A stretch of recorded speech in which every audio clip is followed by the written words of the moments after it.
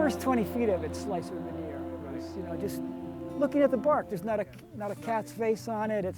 When I saw it standing, I went, oh, well, yeah, I want it. Was that the keelson or was that the? That was the keel. Keel, okay. Yeah, the keel is 12 by 5. See, you're gonna get that all day long, I think, with that. My name is Duke Besozzi, and I'm the owner of New England Naval Timbers. And we specialize in boat lumber, white oak boat lumber. And this is 34 Yep. feet, so we'll need another 34 feet to scarf on to get our full 60-foot timber. This came from Westover, Massachusetts, and it was considered a hazard tree.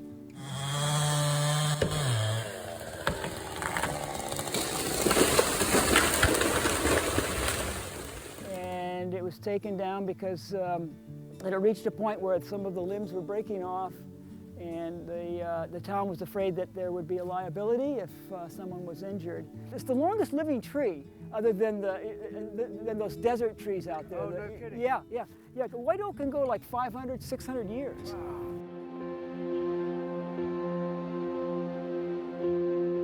New England Naval Timbers has some of the biggest and longest trees available, which for us, the rare thing that we have to find is a long keel.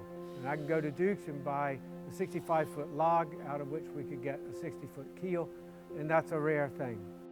I can go and buy a keel or a stem or a knee or a crook stock or even straight bending stock.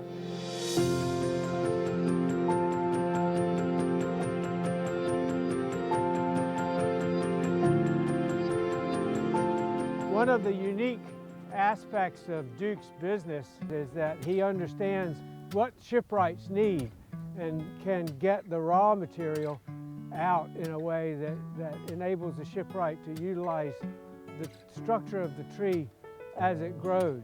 A good example is a crook like this. In many cases in a wooden structure, including the Coastal Queen, she has knees that hang underneath the beams, the deck beams, and they tie the deck beam and the hull side together.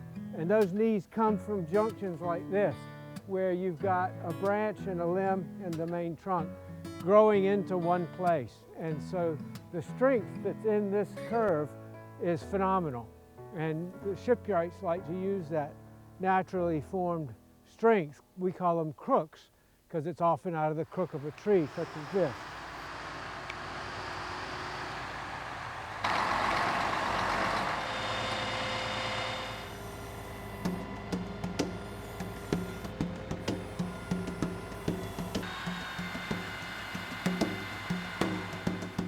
My name is James Nash over at Naval Timbers in Cornwall, Connecticut. Looking for the dirt, rocks. I've been a sawyer for 18 to 20 years, something like that. I lost count, and ran into Duke, Mr. Besozzi, about 10, 11 years ago, and been sticking together.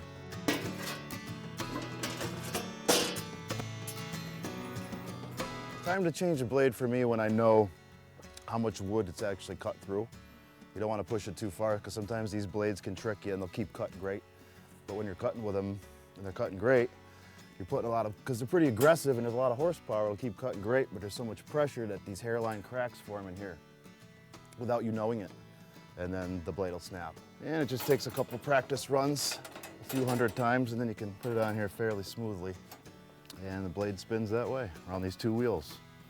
And the only guide is these two guides here, which basically keep this level in this direction or at a certain pitch and a certain amount of pressure down on it, and they stop it from going back.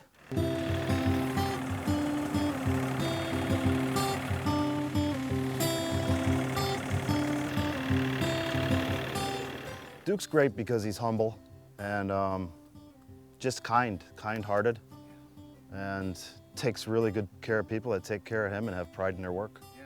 And there's a ton of other reasons why working with Duke is awesome. It's just, that's what comes to mind right now.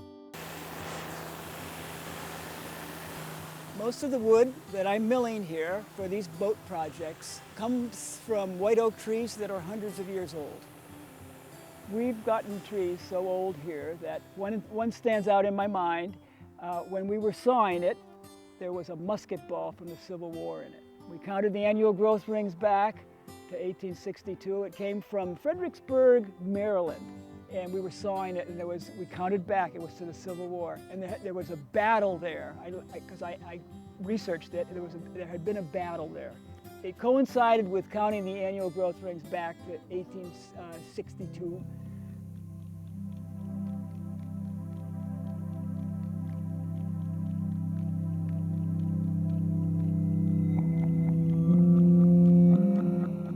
The white oak can live for 500 years.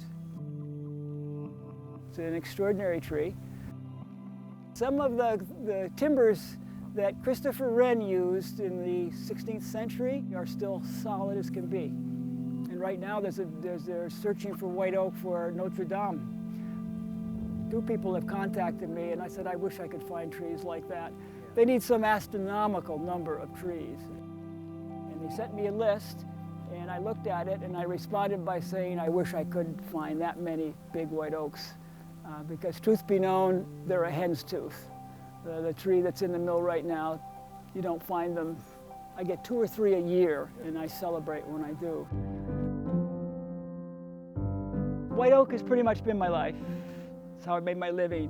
And I started something years ago on a very small scale, just as a hobby, and that's propagating white oak from native acorns. And now it's grown into something much bigger.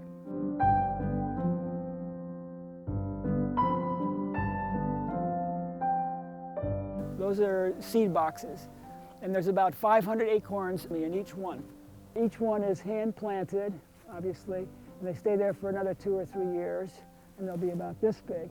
The incident of a white oak tree growing is rare because the acorn is very sweet, tasty.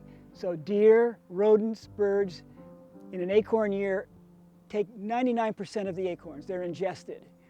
And maybe 1 or 2, just the serendipity of it, end up getting to a point where they're a seedling. And this is out of thousands of acorns per tree. A big, big white oak tree produces thousands of acorns. And we collect them for the nursery. And we've got to get there. We go up to, there's a famous place in Lakeville called the Grove, and they're old growth white oak. And when the acorns, usually it's the last week of September, and we watch it.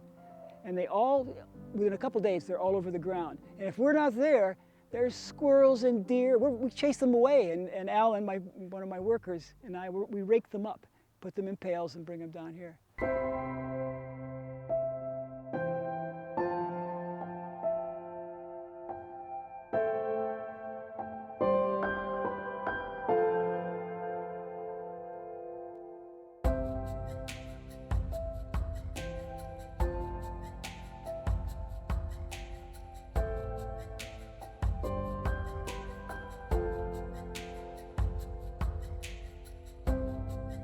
One of my goals for the bookend project of white oak seedlings are the schools and young people. I have a lot of faith in the young people, and to capture somebody's imagination at that age that can be the critical variable. One person can ignite a whole movement or a whole spirit of planting trees. What could be better too? Planting trees. I mean, it's something they do so much for us. We know that as we look at an ecosystem, you look at water retention, you look at air, the amount of carbon that's sequestered in a tree, in its root system, in its trunk. And it's all, working real hard for free.